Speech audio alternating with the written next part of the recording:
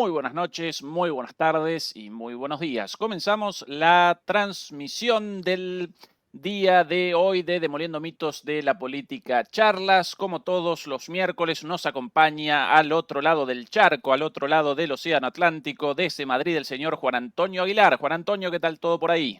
¿Qué tal? Muy bien. Muy bien. Juan Antonio, Como mi muela, está muy bien.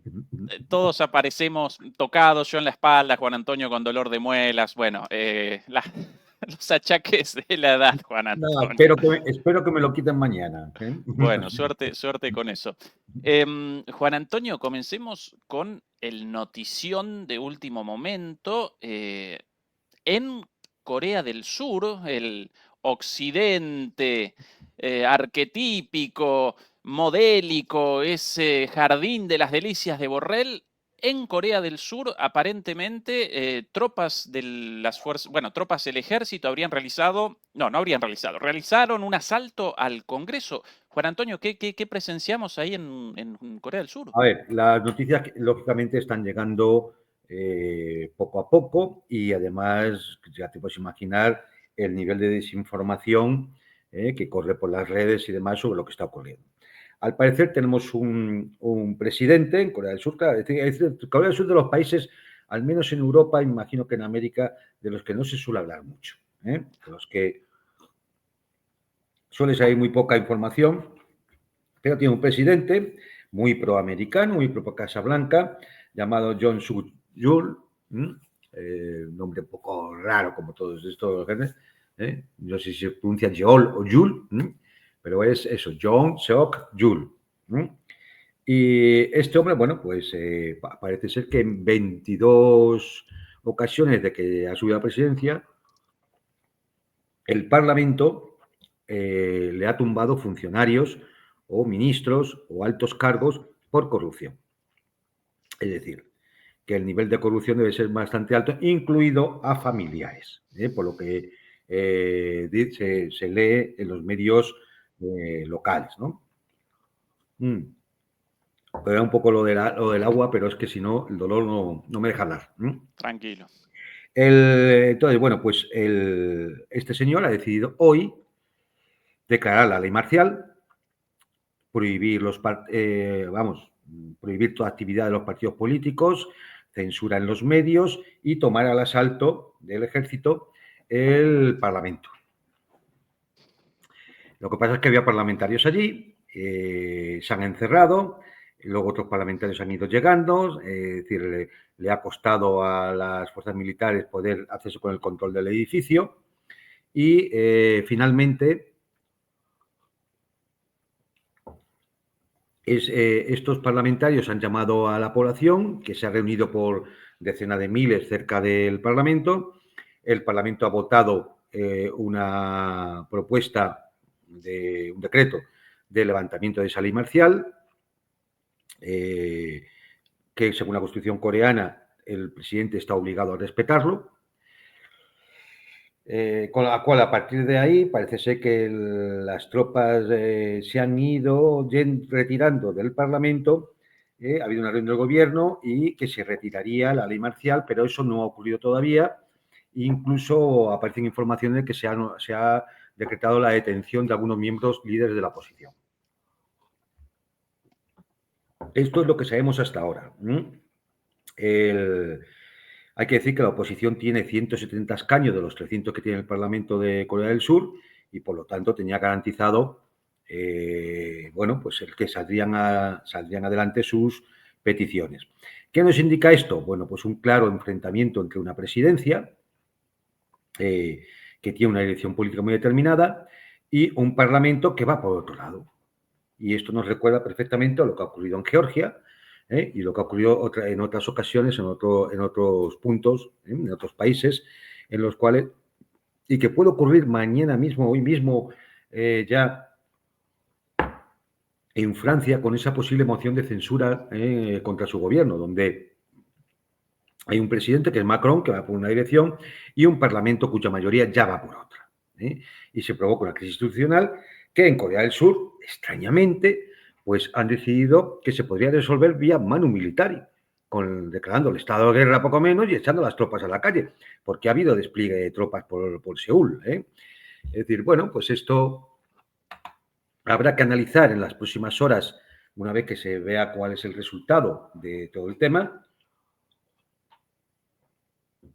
qué es lo que hay detrás, qué actores son los que se han movido, qué influencia podría tener otros actores externos y realmente, bueno, si esto indica una crisis más en un punto muy sensible del globo, que es, fíjate, prácticamente Corea representa pues esa limes, esa frontera entre el mar del Japón, donde hay un conflicto, con Corea del Norte y demás, y también el mar de China meridional, donde hay un conflicto con el asunto de Taiwán.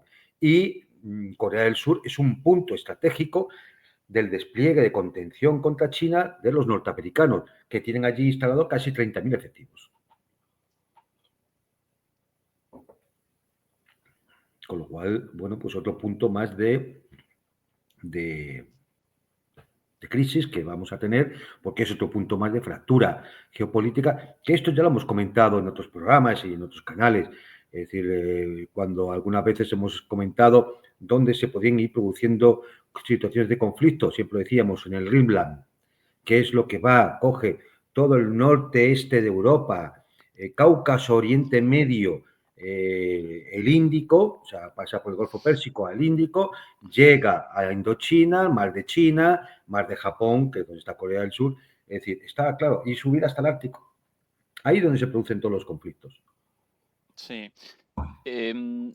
Presento unos videos recién recogidos de los canales de Telegram, de paso como pausa para nosotros también. Un poquito. Este aparentemente el momento de la llegada de las tropas. Las imágenes, Antonio, tremendas, de las tropas destruyendo las ventanas y con el ingreso por las ventanas al Congreso. Estas evidentemente las primeras imágenes. Por aquí algo más.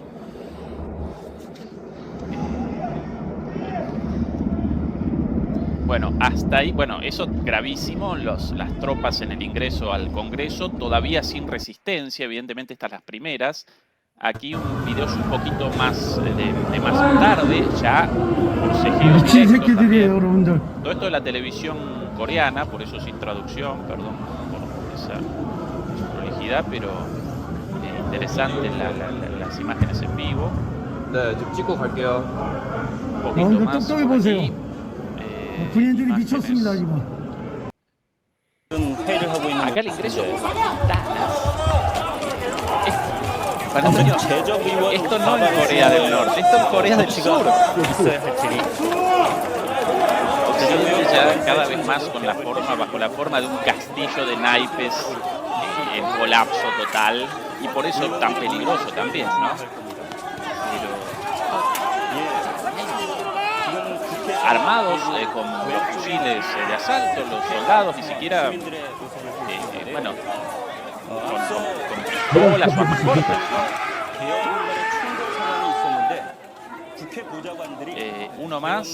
Uno más por aquí.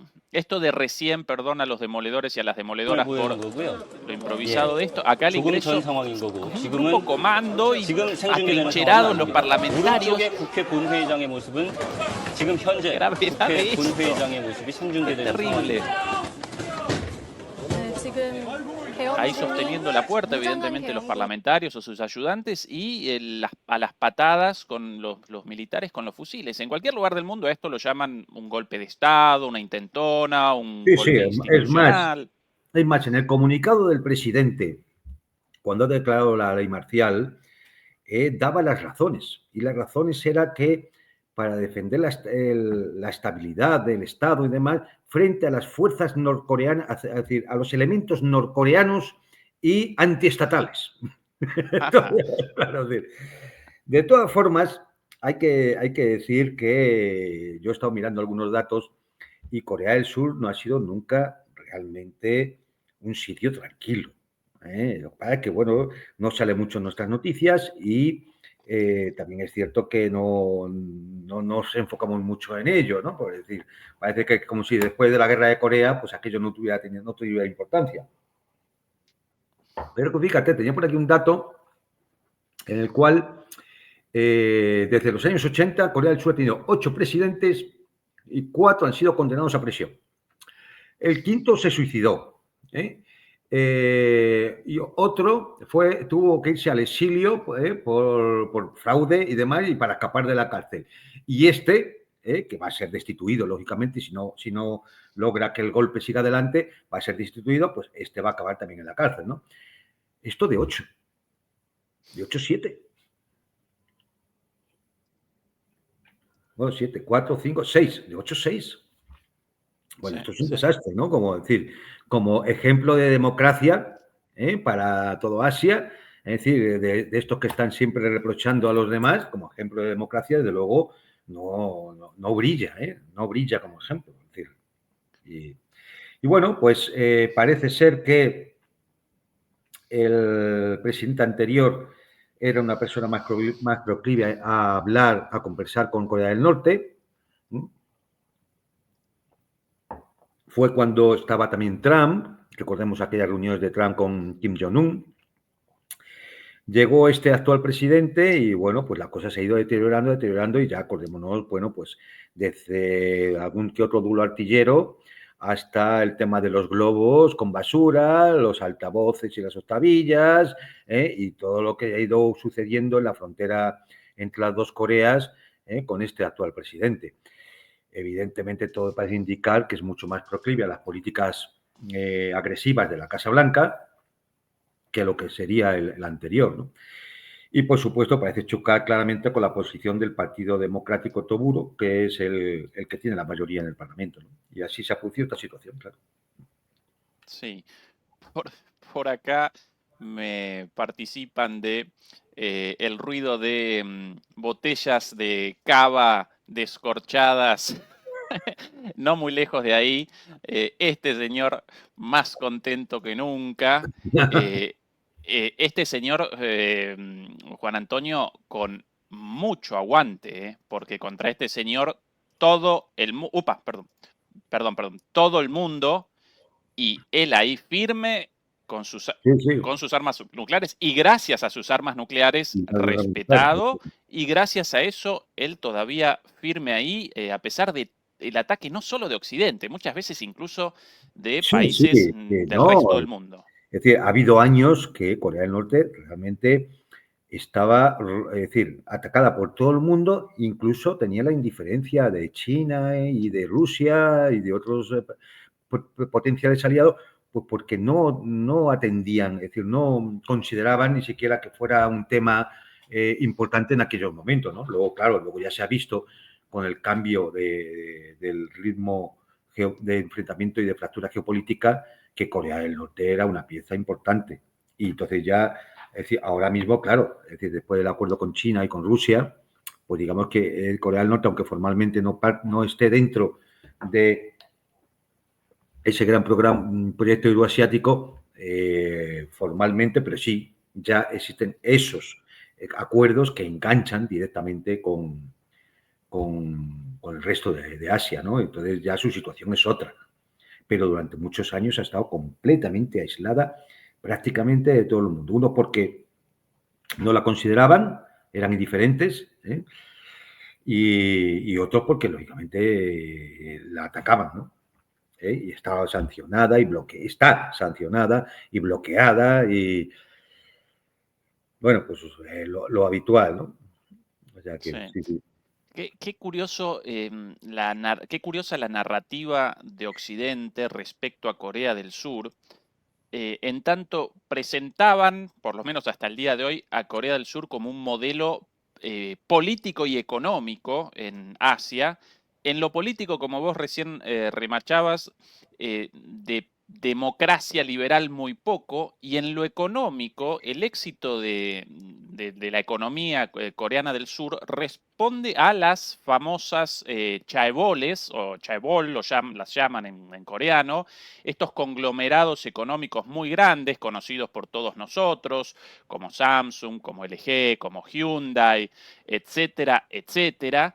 Y en realidad esos chaeboles comenzaron en la década de los 50 como empresas estatales. Y hasta los años recién, si no recuerdo mal, en los 70 comienzan a generar empresas mixtas y después parcialmente la privatización de todo esto, pero con un fuerte control estatal de esos grandes conglomerados. Con lo cual el éxito económico vendido como un modelo de liberalismo de Corea del Sur responde a la dirección del Estado, ¿no? Hombre, entre otras cosas porque, lógicamente, tenía que haber una gran participación estatal en un régimen que tenía que oponerse a otro que tenía una gran participación estatal, que era el de Corea del Norte. Entonces, no podían permitir allí un capitalismo salvaje que no produjera un suficiente nivel de vida como para que no impedir que la población empezara a fijarse en Corea del Norte, y entonces, al final, toda la península coreana caería bajo el mismo régimen comunista, ¿no? Prácticamente esto fue la razón. Y entonces, claro, ha mantenido durante décadas una economía estatal importante, muy importante. Sí. Con un desarrollo tecnológico también importante, pues como China o como Japón, claro. Pero un país totalmente sometido a las directrices de la política exterior norteamericana. Como digo, ya con 30.000 tropas norteamericanas allí, con bases militares, y eso, claro, lógicamente quita soberanía y, por lo tanto, independencia política. Sí. Juan Antonio, esta es una pregunta abierta respecto al futuro. Mal que mal, nosotros a partir de nuestros análisis podemos realizar predicciones o por lo menos realizar análisis a futuro de qué características más o menos va a presentar la geopolítica del mañana, ¿sí? Del mundo unipolar, del mundo unipolar al mundo multipolar, con, bueno, China, India, Rusia, los países del BRICS. Ahora, en términos económicos, respecto a los futuros modelos económicos tanto de esos países como del mundo en su conjunto, todavía no podemos realizar predicciones muy específicas. Quizás porque cada país va a presentar modelos económicos distintos, una cosa a los chinos, otra cosa a los rusos.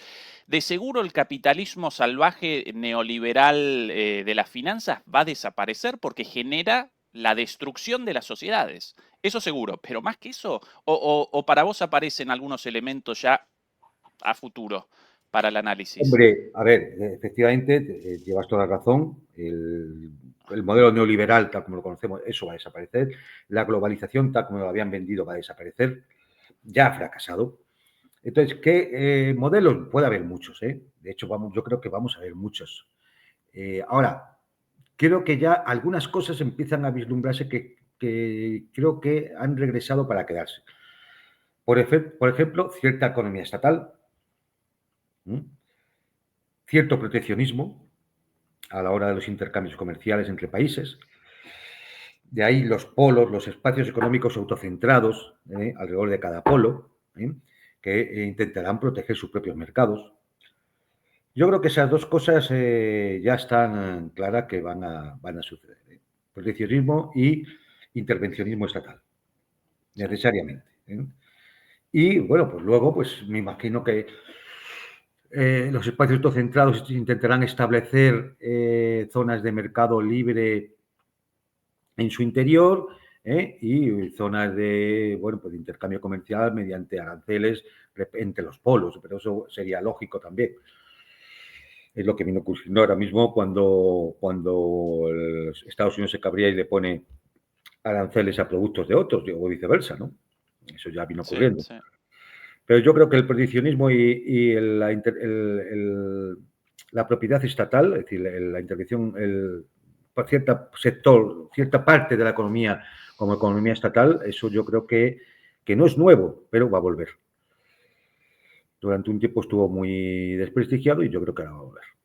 Sí, ¿Me sí. permitís que vaya por un poquito de agua? Sí, mientras puedo yo realizar un comentario al respecto, en línea con las palabras de Juan Antonio, porque de alguna manera presenciamos una situación similar a la ocurrida tras la crisis, tras la autodestrucción de los capitalismos liberales de principios del siglo XX, tras cuya destrucción aparecieron en el mundo capitalismos regulados, los llamados capitalismos del estado de bienestar, con mucha regulación estatal, con participación empresarial también de los estados, con un direccionamiento de la economía.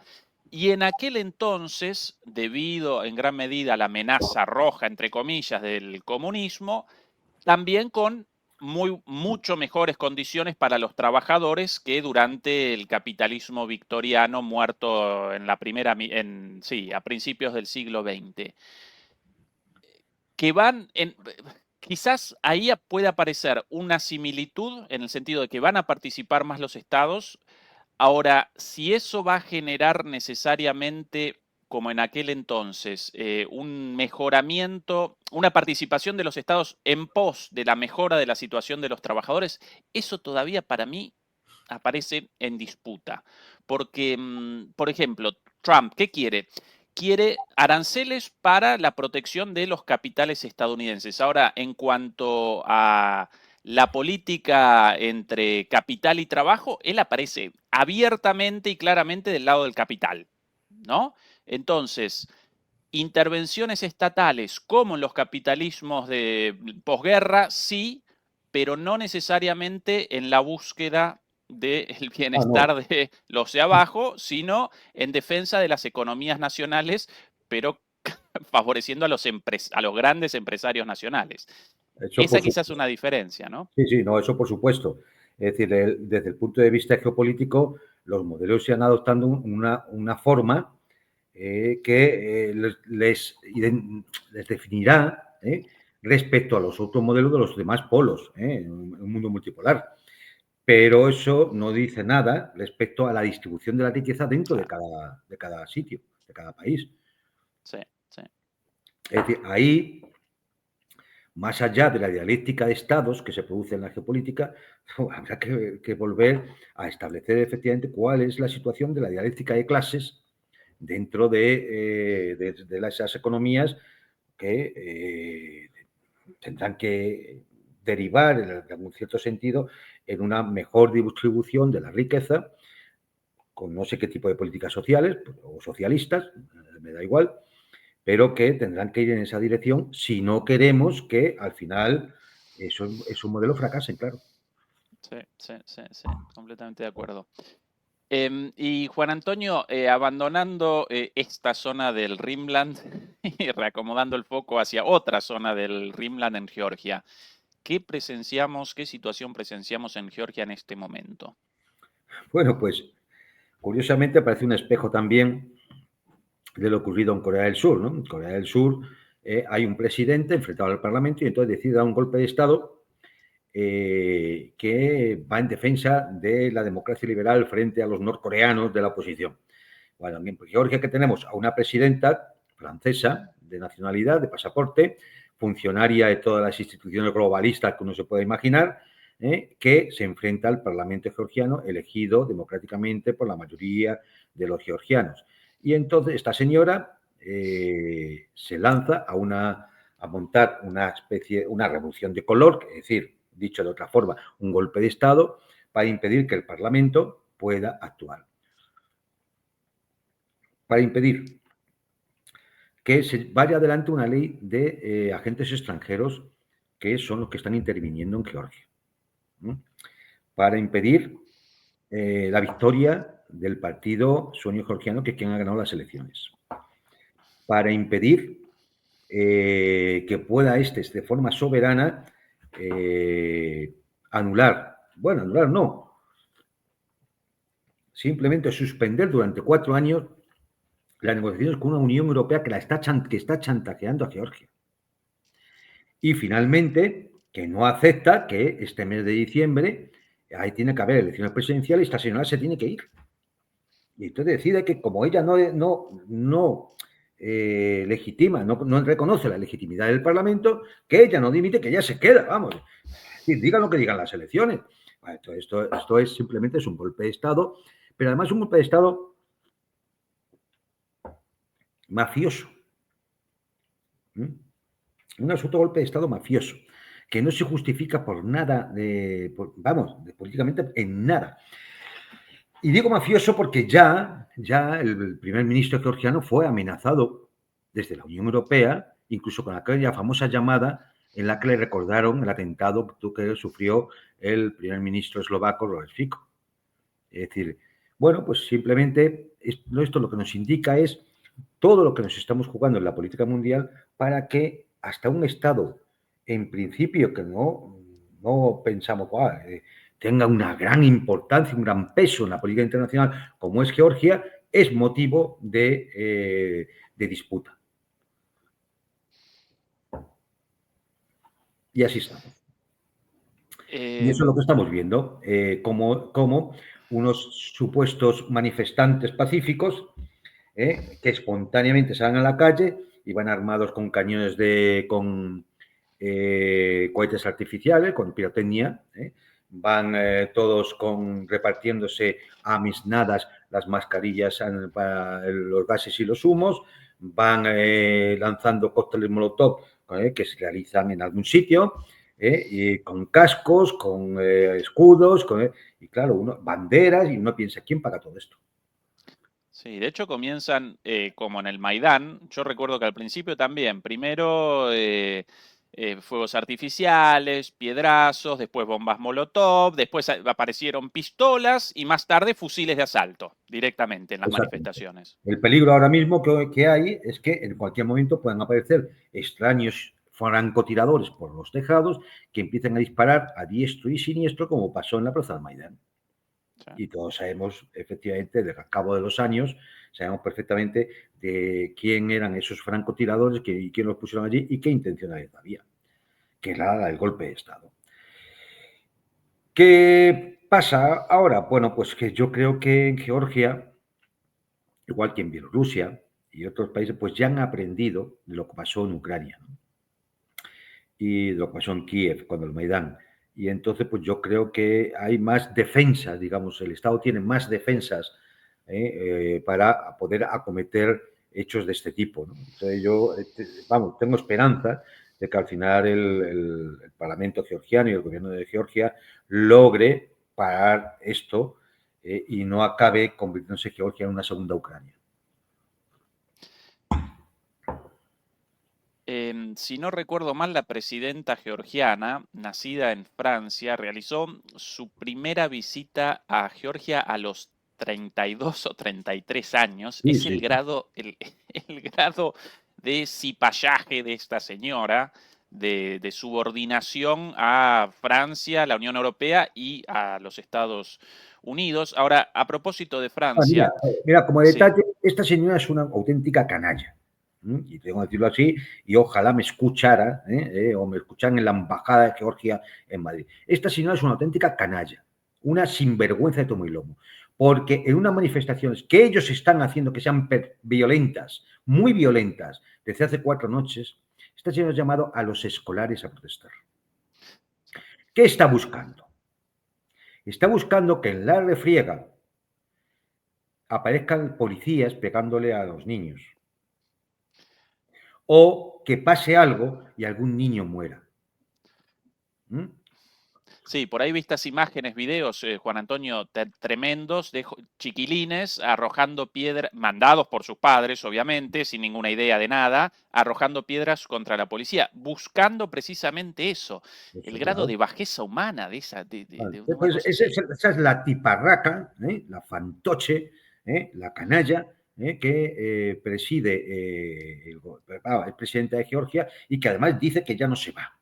Que se agarra ahí al sillón como una garrapata, que efectivamente posiblemente es el animal más cercano a su esencia metafísica.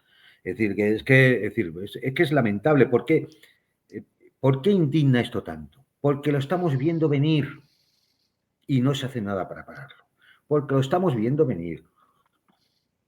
Porque cuando esto ocurra, y Dios quiera que no ocurra, todos nos echaremos las manos a la cabeza, y diciendo, si es que lo veíamos, si es que veíamos cómo mandaban a los niños, cómo la señora presidenta llamaba a los escolares también a protestar.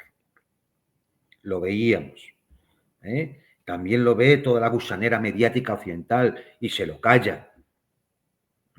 Lo ve Bruselas. ¿Y qué dice Bruselas? Lo ven nuestros gobiernos. ¿Qué dicen nuestros gobiernos? Entonces, como lo estamos viendo venir, es lo más indignante darte cuenta que lo ves y no puedes hacer nada porque nadie es capaz de decirle nada a este personaje infame y siniestro que dice que se llama a sí misma presidenta de Georgia. Es la tristeza del tema. Sí. Ahora, ya que ella es francesa, en Francia, con la excepción de las manifestaciones en la calle, también aparece una situación abiertamente antidemocrática en la cual Macron, derrotado en las urnas, determina que ni su, ni su primer ministro, ni él mismo en la presidencia naturalmente, abandonan el cargo, rechazan el voto mayoritario a la alianza liderada por Mélenchon, y a pesar del voto de los ciudadanos, aparecen ahí atornillados al poder. Y esto en Francia, ¿no? El modelo de la democracia. Bueno, La constante de la debacle de la democracia liberal aparece en toda la línea, incluso Europa. Sí, absolutamente. Lo que pasa es que en unos sitios aparece de forma más indigna que en otros, ¿no?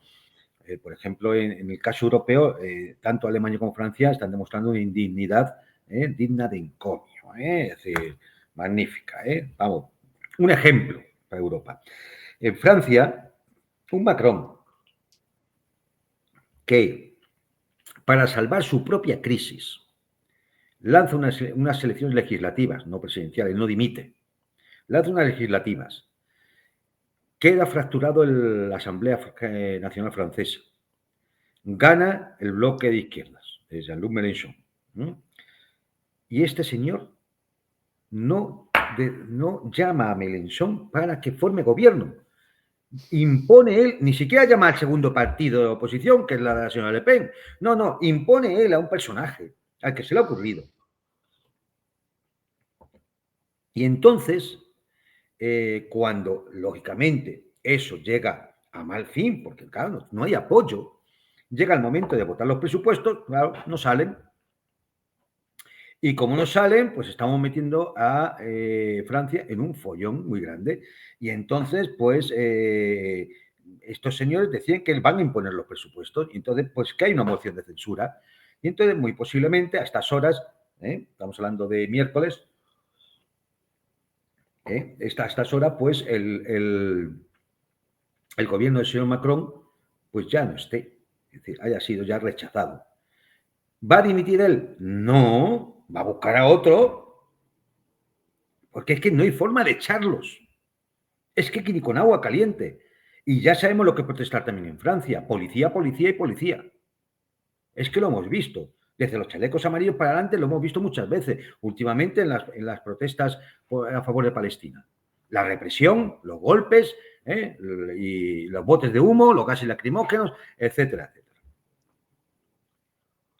Sí.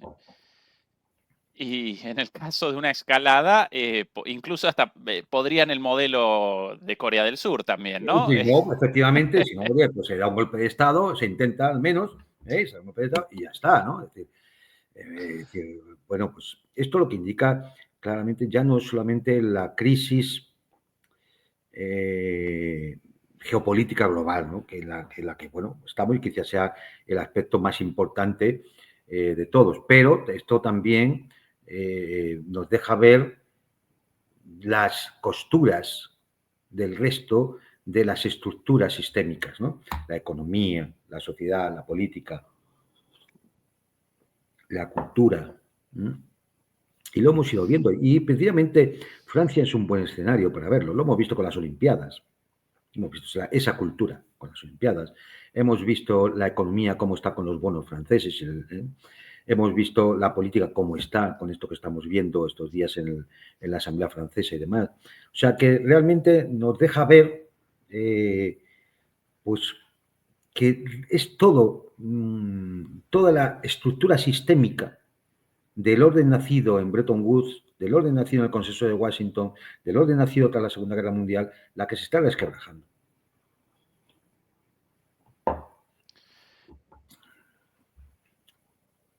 Juan Antonio, ¿y Alemania? Porque la situación allá tampoco mucho mejor. No.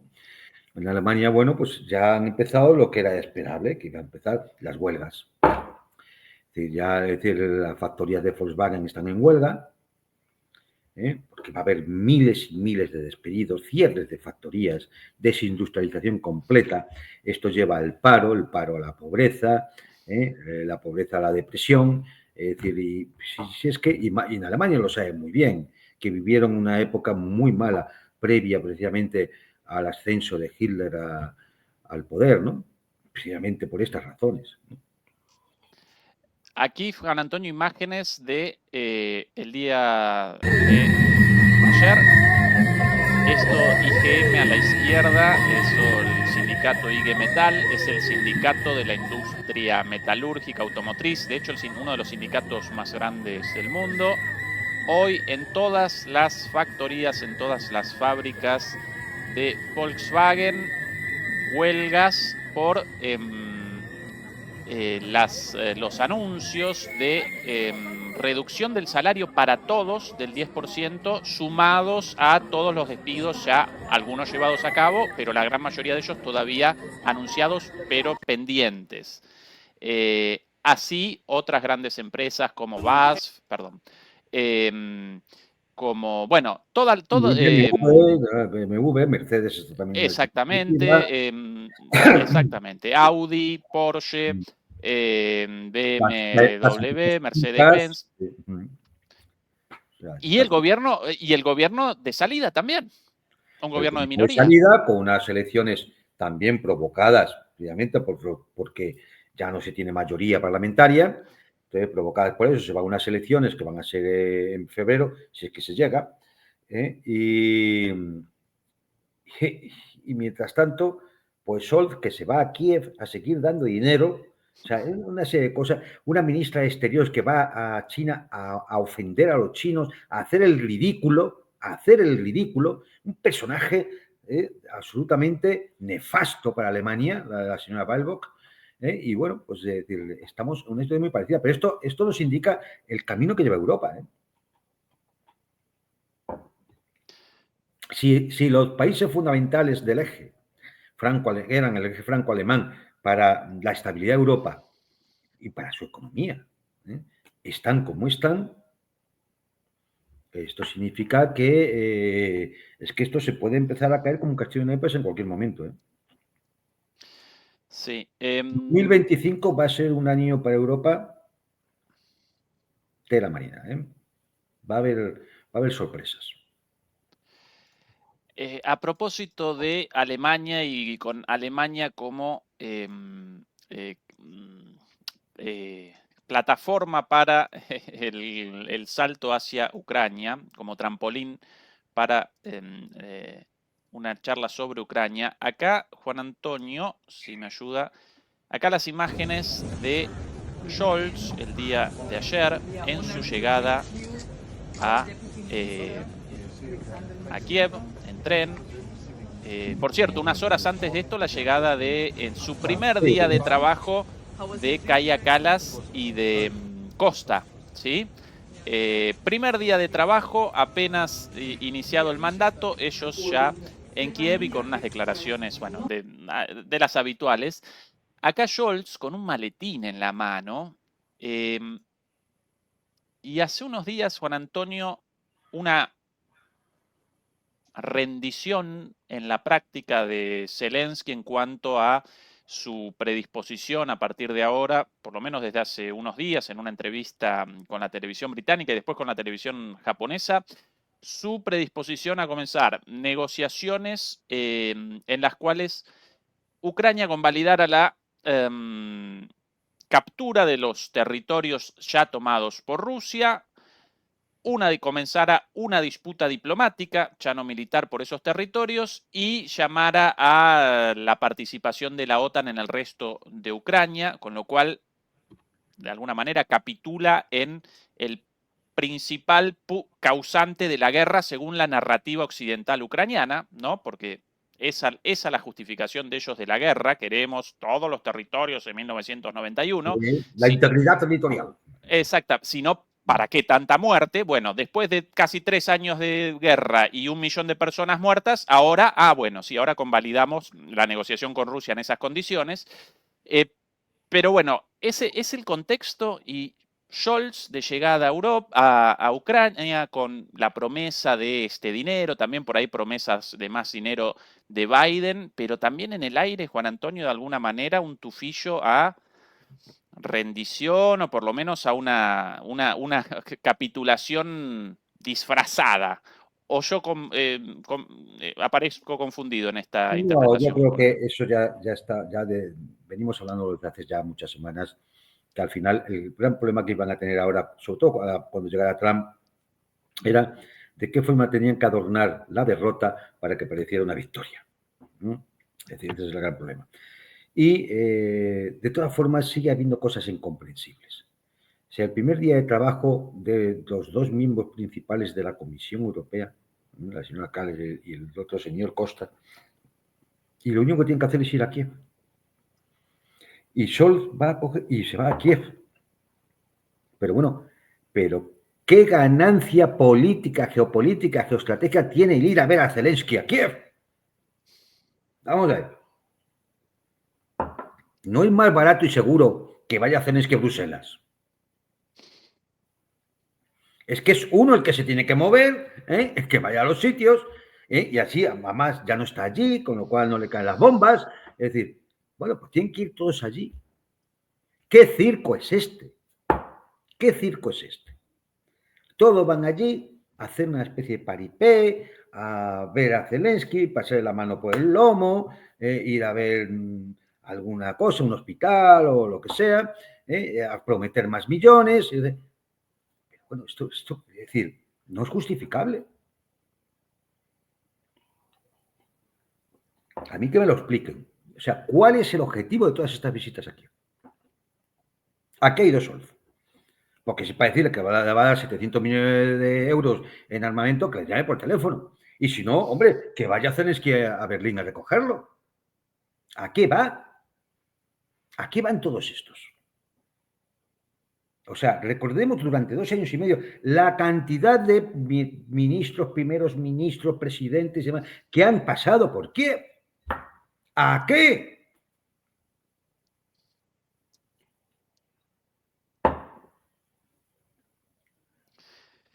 No es comprensible. Con lo cual, todo esto me indica claramente que es un auténtico circo. Y que, bueno, pues ahora unos seguimos con la tontería porque ahora habrá que vender otro relato. Y cada vez que cambiemos de relato, vamos haciendo una especie de peregrinaje a Kiev para... no sé, porque es que yo creo que es una tomadura de pelo a la opinión pública, sinceramente. Creo que todo esto es una gigantesca tomadura de pelo a la opinión pública. Porque no tiene explicación alguna. O sea, no sé, no lo veo. Por aquí la foto de hace apenas 2 días, o 3 días, si no recuerdo mal, de Costa, Kaja Kallas, Marta Kos. Yo hasta hace poquito sin idea de la existencia de esta señora. Esta Marta Kos representa y me va a ayudar Wikipedia con el cargo exacto de esta señora, la comisaria europea de vecindad y ampliación. Ampliación. Y después el imperialista Putin, ¿no? La comisaria europea de ampliación de la Unión Europea en su primer día junto a Costa y a Kaja Kallas, las declaraciones, las habituales, ¿no? Las del imperialismo de Putin, las de la frontera contra la dictadura, etcétera. Porque Putin es expansionista y estos son ampliacionistas. Que hay que entenderlo. Es el mejor lenguaje. Los ampliacionistas. Es decir, no es comprensible, de verdad. Es decir, yo lo de esto, señor. Aparte, mira, la señora Calas es un personaje realmente que está. Yo considero que tiene un trastorno mental. Yo no lo puedo explicar así, porque no se puede ser tan malo, incluso para los propios los intereses de tu propio pueblo. Es una señora que debe, por la mañana, levantarse pensando en la guerra. A ver si lo pensamos, la gran guerra. Y a esta persona, que es intratable, que viene de la vieja nomenclatura corrupta soviética, a esta señora le dan el cargo de ser la representante diplomática de la Unión Europea. ¿Pero qué chiste es este? Ay, mientras comentas... Sí, no, bueno, vamos a... el otro día en broma, junto a Fernando, presentábamos a Borrell como a un pacifista al lado de esta señora. Nosotros ya casi extrañando al impresentable de Borrell, pero esta señora parece varios cuerpos por delante de Borrell con respecto a su rusofobia. Y también otra cuestión respecto a esta señora, esta señora hasta hace poquito aparecía en el cargo de primera ministra de Estonia y abandonó el cargo, la máxima magistratura de su país, la mayor dignidad de su país en representación de su pueblo, por un cargo burocrático en la Unión Europea, ¿no? Eso como una demostración de su amor por Estonia y por sus ciudadanos. Y, realizábamos una averiguación hace unos días sobre su salario en aquel entonces como primera ministra de Estonia, un país pobre dentro de la Unión Europea, 7.000 euros, y su salario como representante de la diplomacia europea, más bien del guerrerismo, de bolsillo 30.000 euros, más o menos, pero claro, con los adicionales por desarraigo, vivienda, transporte, más o menos eso duplicado, sin los ingresos por izquierda, sin los ingresos adicionales de la corrupción. Pero claro, su amor por Europa y por los euros determinó que abandonara un cargo de 7.000 euros, lo cual ya bastante, y en Estonia seguramente un dineral, mucho más incluso que en Alemania o en España, por los salarios y por los ingresos generales de Estonia muy bajos, y lo abandonó por otro cargo de 30.000 en mano y otros 30.000 adicionales, ¿no? Además de traidores a la patria, qué mercenarios, ¿no? Qué poco quieren a sus propios pueblos. Pero no sé, yo es que, es decir, yo, claro, uno ve esas cifras que tú citas y uno puede pensar, pues claro, hombre, esta mujer lo que ha ido es la ocasión de mi vida, hacer caso. Yo lo entiendo, lo puedo entender, o sea, no comparto, pero puedo entenderlo, lo comprendo, pero ¿quién ha decidido en Bruselas que esta persona es adecuada para ser la jefa de la diplomacia europea? Es que eso hay que escuchar sus declaraciones. ¿Quién ha decidido eso? Pero se ha amenazado a Georgia el primer día. El primer día que todo el mundo ya amenazó a Georgia. O sea, ¿pero quién ha decidido que esta señora puede representar los intereses de la Unión Europea? O sea, es decir, entra y el primer día amenaza a Georgia y se va a Kiev. Pues es decir, pues eso, estamos condenados. Estamos condenados. Juan Antonio, la última, hoy vamos a redondear la transmisión en la hora, porque bueno, Juan Antonio con dolor de muelas y yo con dolor de espalda, así que hoy una transmisión un poquito más corta. Hace unos días, en la conferencia de prensa de la cumbre del Tratado de Seguridad Colectiva, no recuerdo el nombre exacto del tratado, la OSTC, no recuerdo ahora. Organización del Tratado de Seguridad Colectiva. Exactamente. En Kazajistán, Putin en un momento respondió una pregunta relativa a la posibilidad de ataques en respuesta a los ataques con misiles estadounidenses en territorio ruso y respondió, bueno, podríamos también responder con misiles Ariashnik, pero además de esto respondió, vamos a responder a todos los ataques con objetivos militares o de conducción política. Eso, algo muy importante. Y mi pregunta ahora, Juan Antonio, quizás no puedan determinar el paradero de Zelensky, quizás Zelensky aparezca en otro lado. Ahora, si Putin lo quisiera, todos estos líderes europeos desembarcando en la estación de Kiev, ¿no? Con las cámaras, botoncito. Claro, ya estuvieron en el objetivo. Si los ha publicado el Ministerio de Defensa ruso, ya estuvieron en el objetivo. Creo que además fue, pues no sé si fue Sol o su ministra de Exteriores, que estaban en el objetivo Zelensky, todo ello, en el objetivo de los drones. Es decir, claro que sí, podrían hacer, pero yo creo que Putin no está por hacerle un favor a Trump. Es decir, Zelensky sabemos que no puede ser la persona que negocie una paz en Ucrania, o una paz para Ucrania. Zelensky es una persona ahora mismo que está deslegitimada. Quien tiene que quitar a Zelensky son los que le han puesto. Entonces, sería muy sencillo para la OTAN y demás, que claro, los rusos han asesinado al heroico presidente de Ucrania, que durante 2 años y medio estuvo resistiendo la agresión rusa. No, ahí lo tienen. Ellos lo pusieron, ellos lo quitan. Yo creo que si hay dirigencia política que tiene que estar más preocupada, no es precisamente Zelensky. Serán otros y otros en otros estados de la OTAN, pero no Zelensky.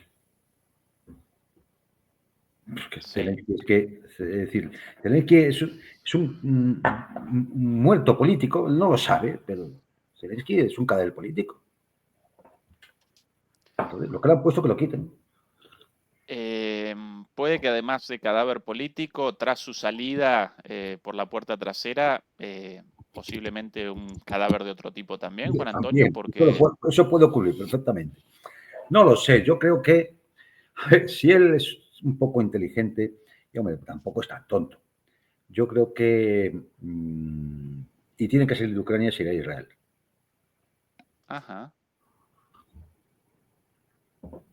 Está su familia allí, es judío, tiene dinero y donde posiblemente pueda estar más seguro, porque ni siquiera en los Estados Unidos a lo mejor estaría muy seguro. Él sabiendo mucho, demasiado tal vez. Sabiendo mucho, ¿no? Efectivamente, en Estados Unidos a los que saben mucho les suelen pasar accidentes o se suicidan, se ahorcan en la celda de las prisiones y tal cosas. Hay quien se ha suicidado con 2 tiros en la cabeza, ¿no? Sí.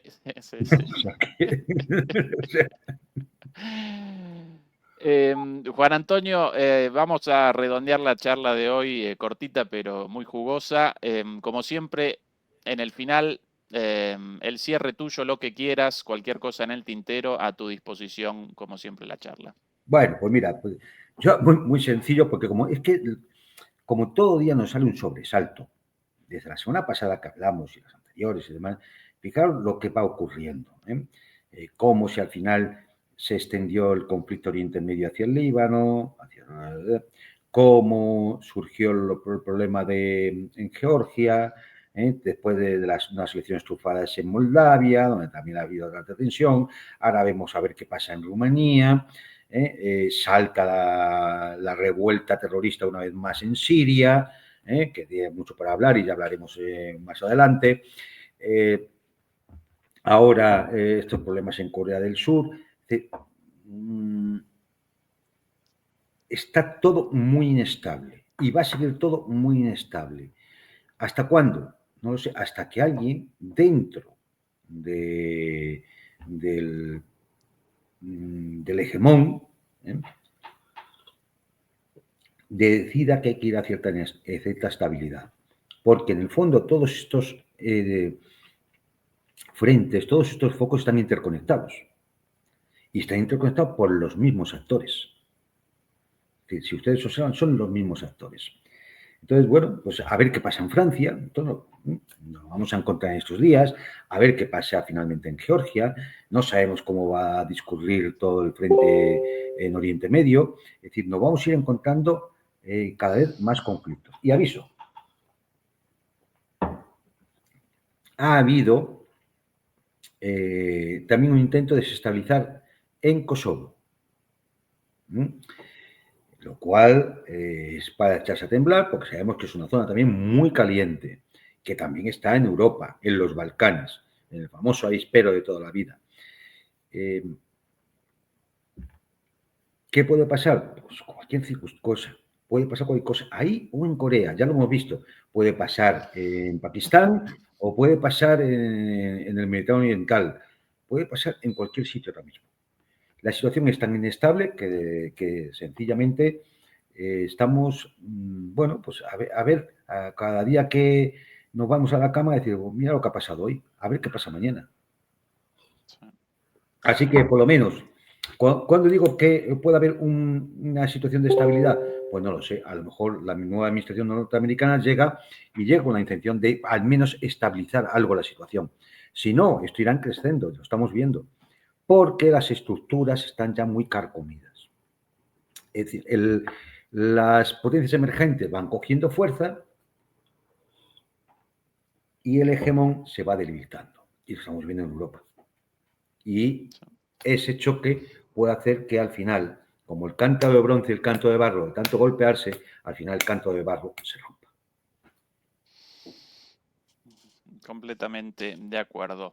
Juan Antonio, muchísimas gracias por el esfuerzo a pesar del dolor. Muy, muy rica la charla de hoy. A los demoledores y a las demoledoras, por favor, recuerden ayudarnos con el like, con el pulgar arriba, contra la censura. El día de mañana jueves no vamos a aparecer nosotros en vivo como todos los jueves, porque yo voy a estar realizando el viaje de vuelta hacia Berlín. Increíblemente, alguien de vuelta hacia Berlín. Pero bueno, esa es la situación. El viernes nosotros recomenzamos. De cualquier modo, mañana en DMP Geopolítica, jueves, como todos los jueves, Bruno Sgarcini y más tarde Adrián Celaya. Así que Geopolítica también el día jueves en nuestro canal hermano. Demoledores y demoledoras, Juan Antonio, un abrazo grande y hasta pronto. Chau, chau. Venga, adiós.